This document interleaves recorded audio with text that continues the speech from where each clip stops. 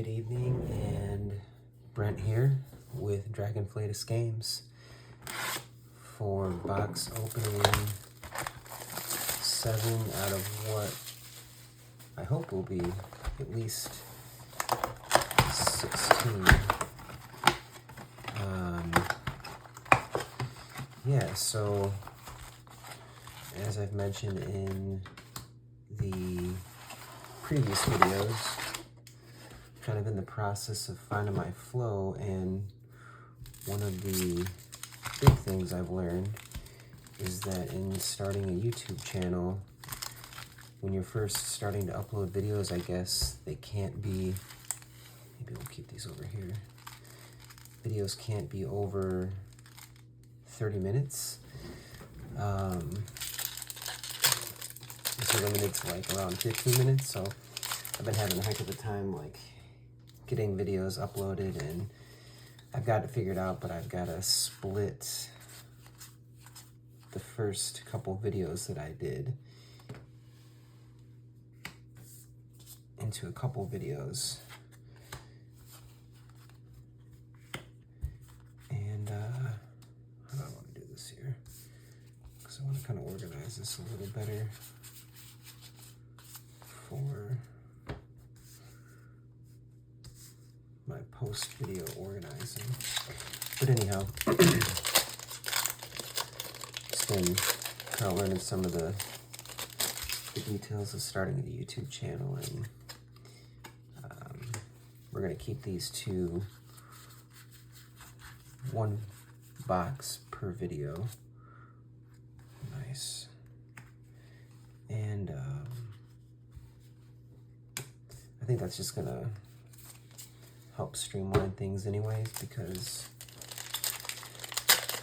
the first two videos, both of them wound up being over 30 minutes, which definitely was not my intention. I like to keep these below 20, but when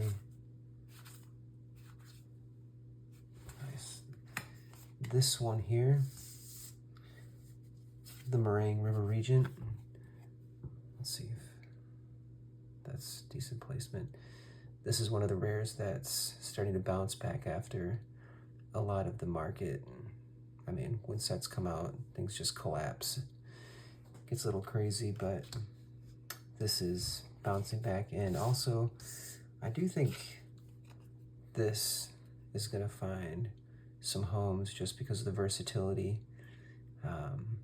You know, you get a little action from the creature, which is decent, 3/3 flying, death touch, lifelink, but then to put those counters on another creature after it hits the graveyard. I don't know, just seems like a decent value, so we'll see. I plan on playing around with this myself.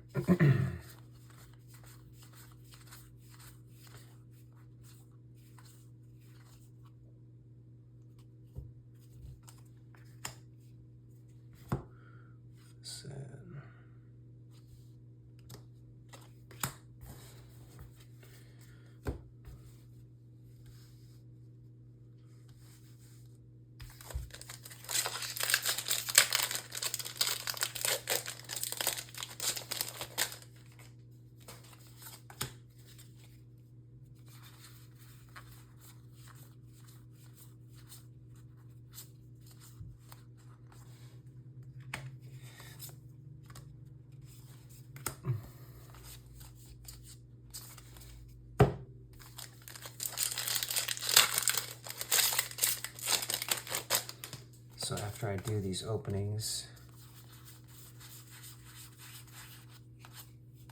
I go through and I organize the bulk. So I've got a little strategy here as I'm opening, just keeping the rares, the mythics in a pile, general bulk, separate the lands, separate the foils and tokens, and that way, after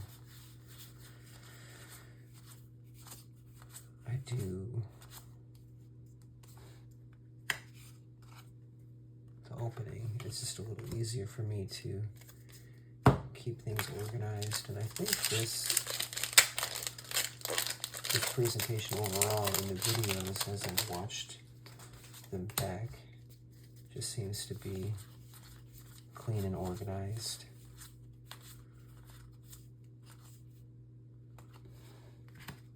Curious what other people think. You know, as far as the camera goes, I know I've got no followers or anything like that, but if someone happens to come across this video and, you know, they have feedback, I'd love to hear it. I'm going to share this series of videos with some other people, and yeah, I'd love any feedback. You know, if things look a little wacky, out of place, whatever. Because I definitely don't really know what I'm doing. Just kind of flying by the seat of my pants. So sometimes that's what you gotta do, though. Just gotta fly by the seat of your pants, make some mistakes, figure things out along the way, and get better as you go. Not to sound like a life coach or anything, but that's just my approach.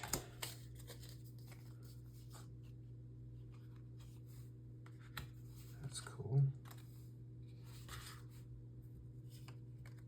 Lotus Light Dancers, Zombie Bard.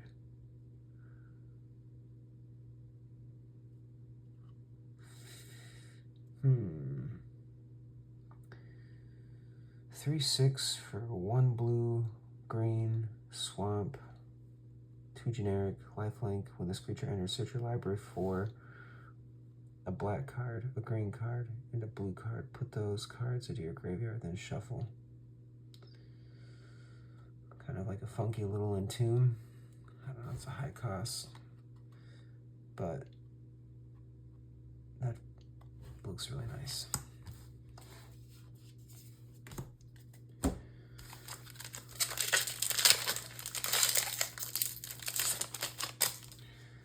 Coming out the gate here seems a little on the mellow side.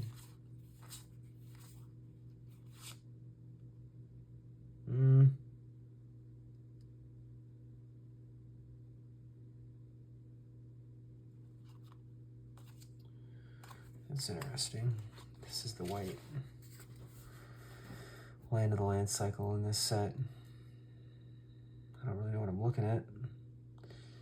I don't know. Some sort of factory on Mars, but this land enters tapped unless you control a swamp or a mountain. Could be cool. And then 2 generic, a white, and tap. Whenever you attack this turn, create 2/1/1 red warrior creature tokens that are tapped and attacking. Sacrifice them at the beginning of the next end step. I don't know. Could be nice with some sack triggers and other shenanigans. And just the fact that you get utility out of that for a land that, you know, can more often than not come into play on tap. Who knows?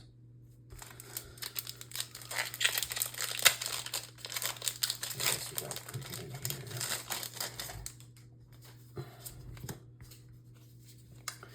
I almost didn't do a video tonight because I'm super tired, but I just want to stay consistent with this.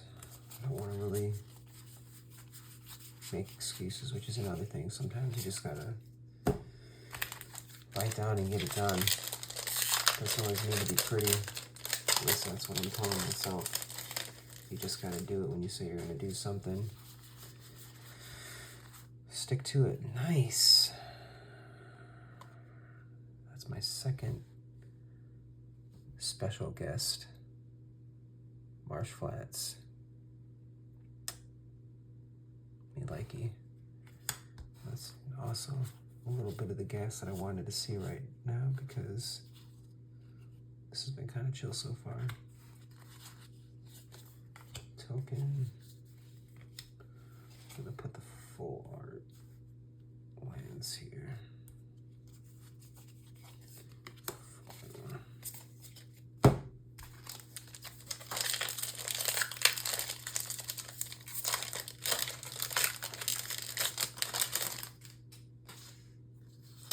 Nice. Full art Meringue River Regent. It's a freaky looking beastie.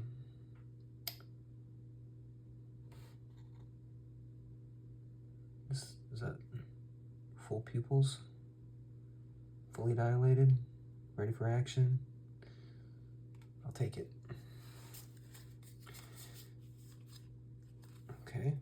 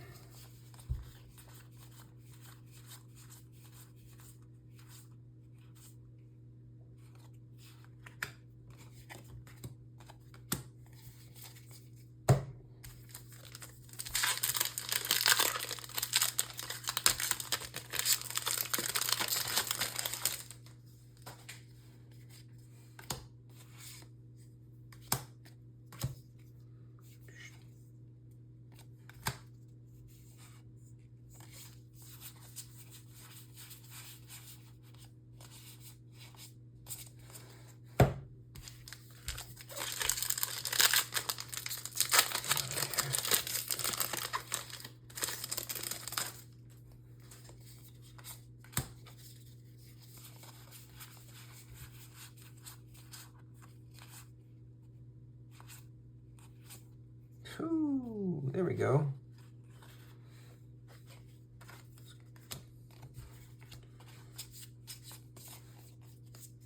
All right.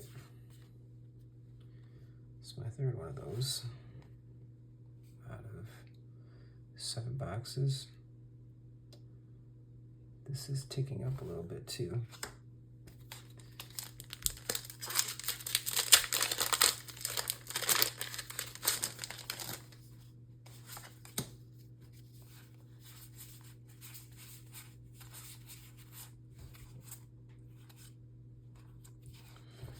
Go. This is also ticking up. The Herd Heirloom. Herd Heirloom.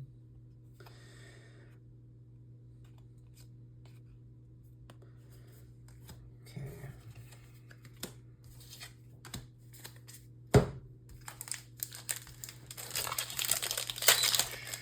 So. Not too shabby, not too shabby.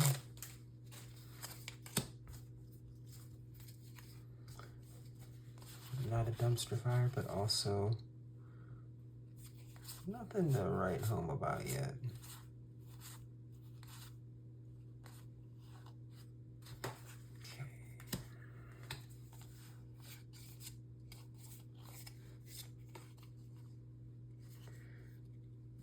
And these showcase ceramics are beautiful, especially in foil. Wizards knew what they were doing with this set. They definitely gave the people what they want.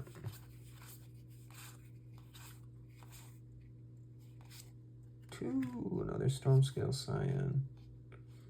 I think that's the 3rd one of those that I've gotten.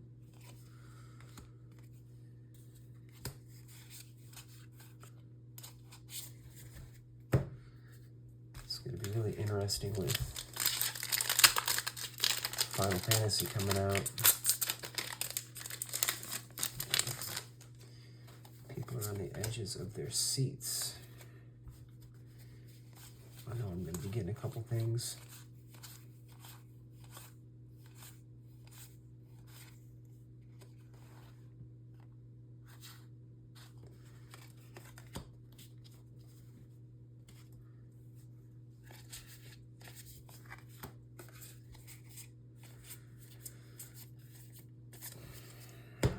another thought that I have, and I really haven't, I think, opened enough play boxes to say for sure, but it seems that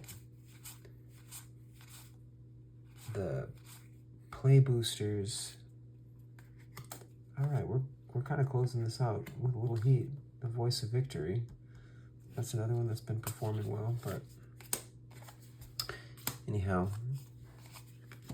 it seems that the play boosters are more stable in terms of the value you get in comparison to the collector boosters. I've seen people open up some absolute bangers, obviously, for the collector boosters, but I've also seen a lot of people get just demolished in terms of not pulling any value, which is sad to see. I don't know.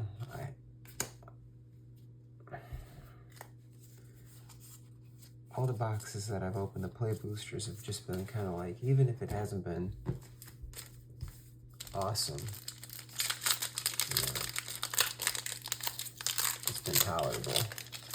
The L has been much more tolerable, but we'll see. I've got a bunch more to open, and I'm sure I'm gonna open a complete dud at some point. There's that white utility land again.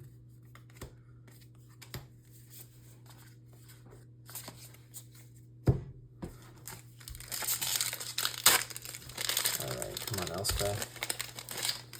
In the last box, is that the first Tempesock? In the last box, I opened one Ugin and one Elspeth.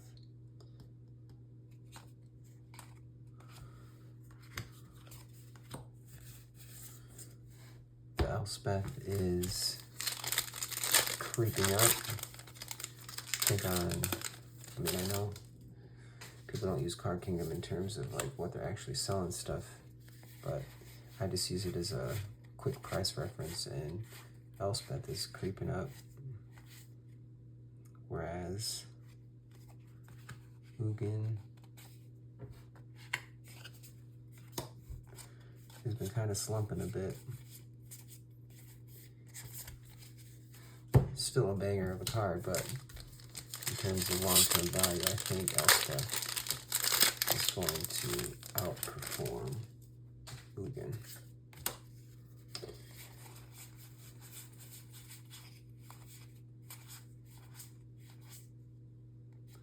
This is a rare that's been holding up a bit. A few bucks. Tersa Light Shatterer. Good stuff.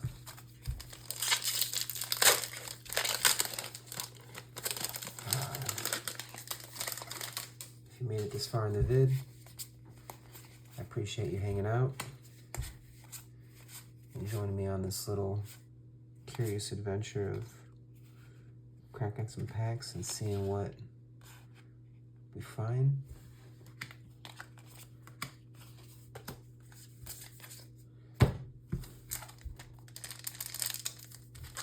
Last pack.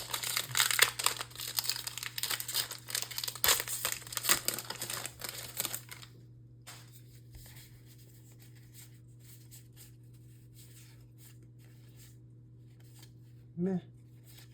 Ooh. Get a little signature art card.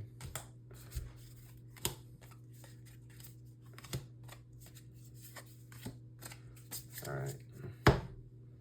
Let's recap this quick.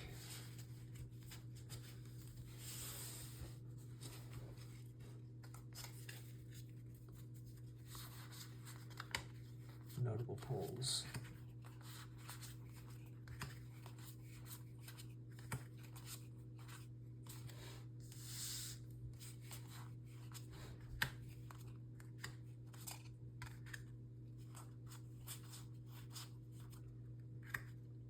That's cool.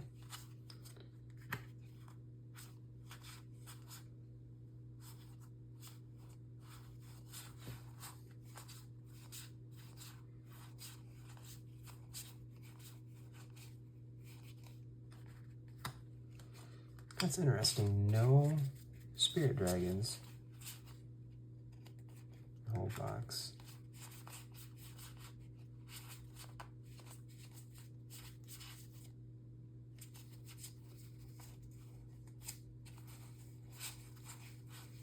Cool. All around, decent pulls. Thanks for hanging out. We'll see you in the next one. Peace.